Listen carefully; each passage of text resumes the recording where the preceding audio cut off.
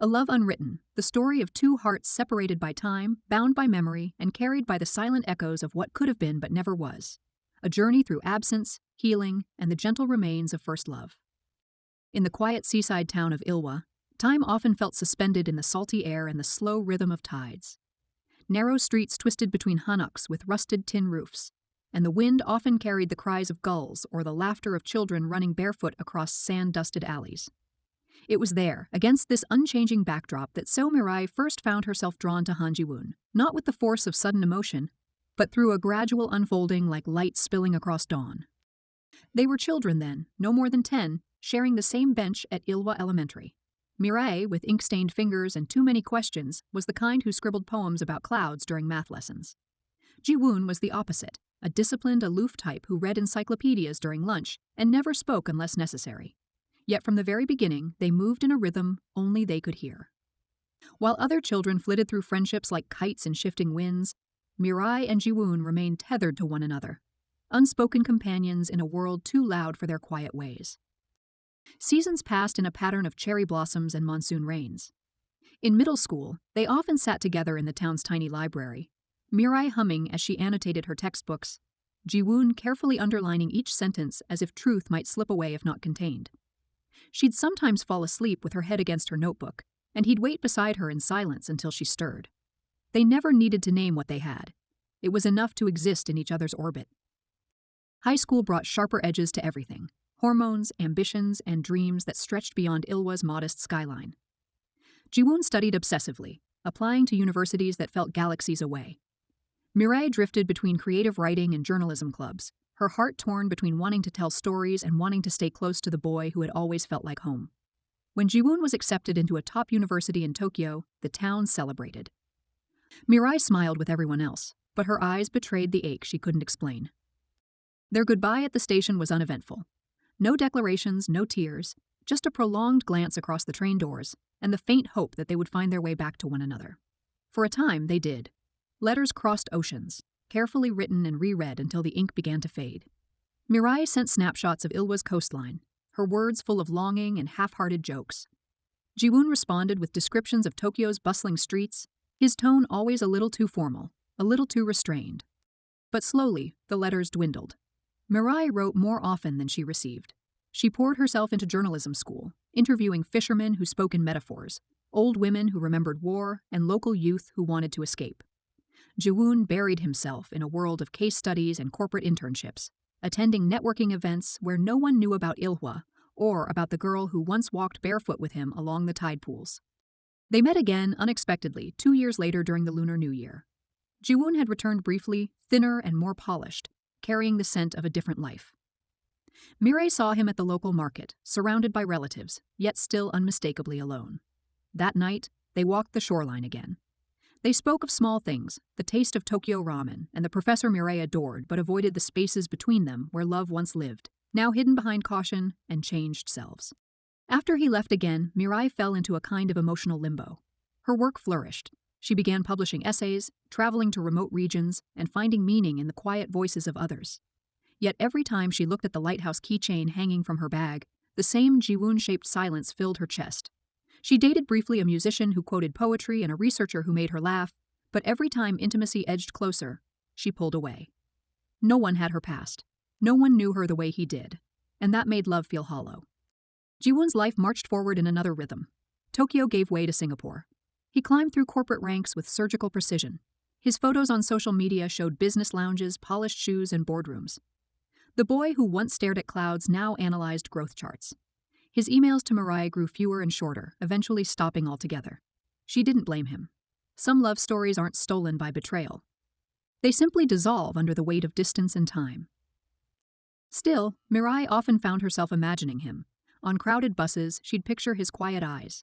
In foreign cities, she'd pretend he was walking just ahead, waiting. She clung to memory as if it were a lifeline because the version of him in her mind had never left, never changed. It was comforting to believe he still held a place for her too, even if only in moments he never admitted. Years blurred into late 20s. One spring, they crossed paths again at a professional conference in Seoul. Mirai was now a respected journalist, covering humanitarian crises in developing countries.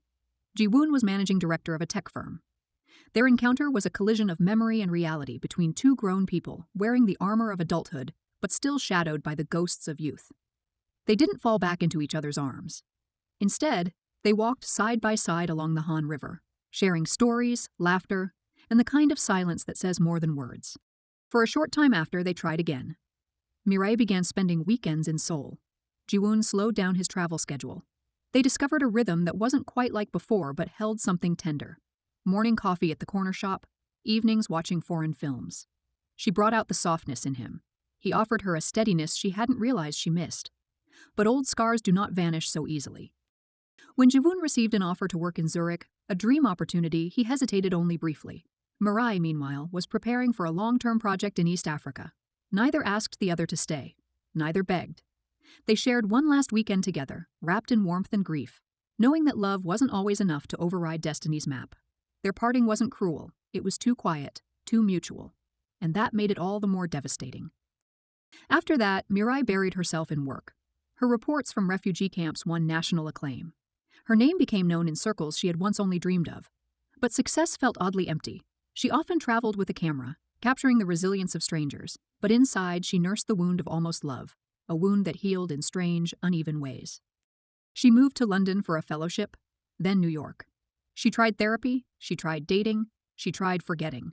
But at night, lying in strange hotel rooms, her thoughts often drifted to Jiwoon, not with bitterness, but with the ache of unfinished stories.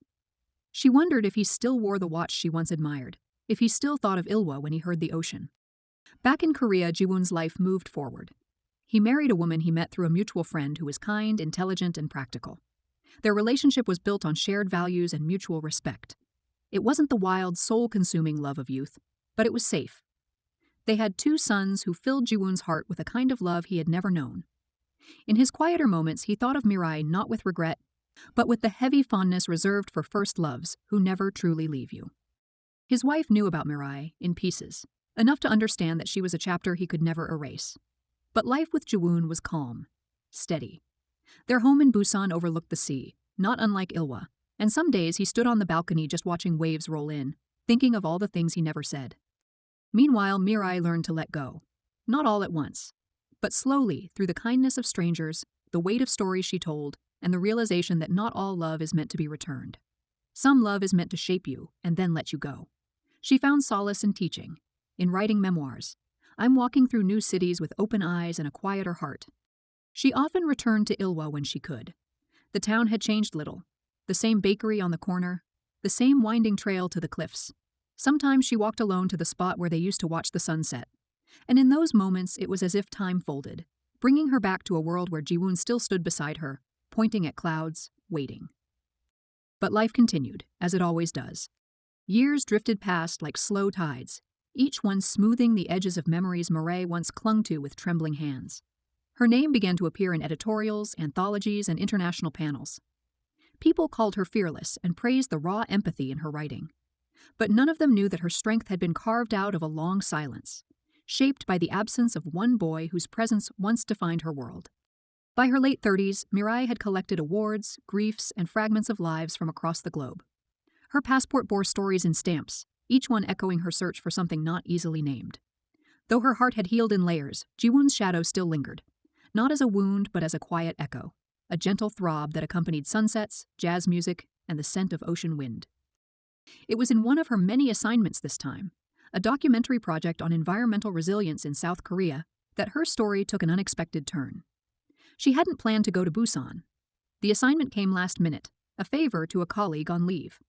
Her producer handed her a dossier of local tech-based community initiatives, most of which focused on sustainable development in coastal towns affected by climate change. One name in the report sent a tremor through her chest: Han Jiwoon.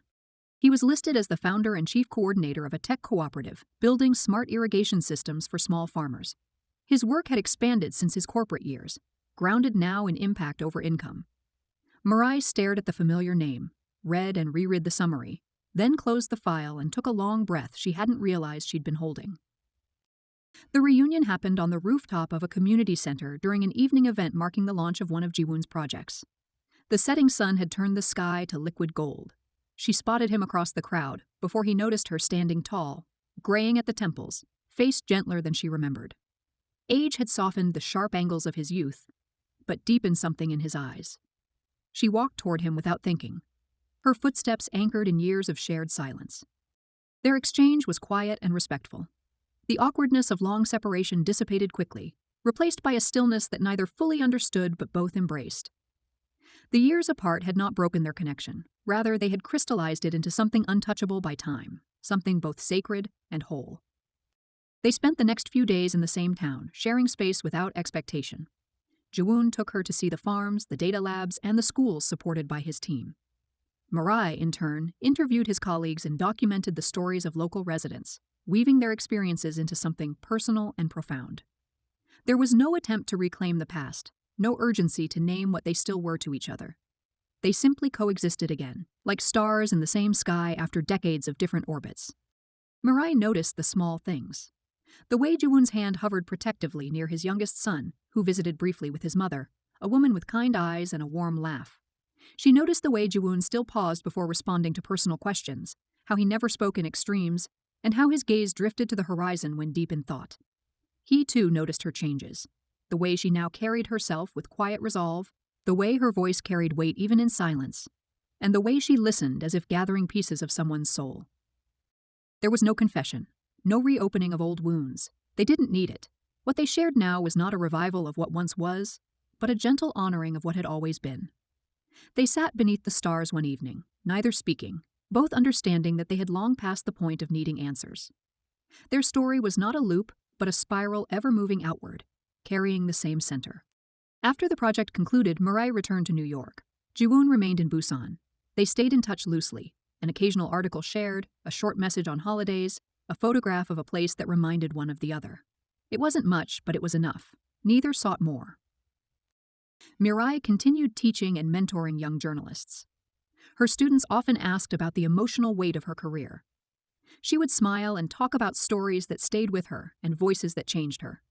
She never named Jiwoon, but she often thought of him when she spoke of unfinished chapters and the quiet strength of loving someone without needing to possess them.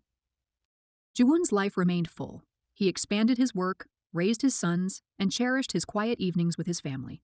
He rarely spoke of Mirai, but her presence lingered in the books he kept on his shelf, in the music he listened to during long drives, and in the old photo he kept hidden behind his desk drawer, taken during one of their early summer walks in Ilwa.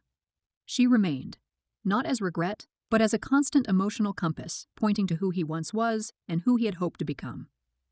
Decades later, Mirai published a memoir, not a full autobiography, but a reflection on the intersections of memory, love, and identity.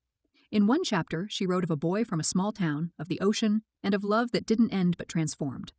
Readers called it the most haunting piece in the collection. Some wondered if the story was real. Mirai never confirmed or denied, but Jiwoon knew. He read the chapter quietly, alone in his study after his children had gone to sleep. As he turned the final page, he sat in silence, allowing memory to drift across time like fog rolling in from the sea. And in that silence, he smiled, not because the story had a happy ending, but because it had lived. In the end, they were not meant to be each other forever. But they were each other's beginning, each other's measure of love, each other's unanswered letter tucked in the corner of a drawer, unread but never forgotten. Some people remain as landmarks in our souls.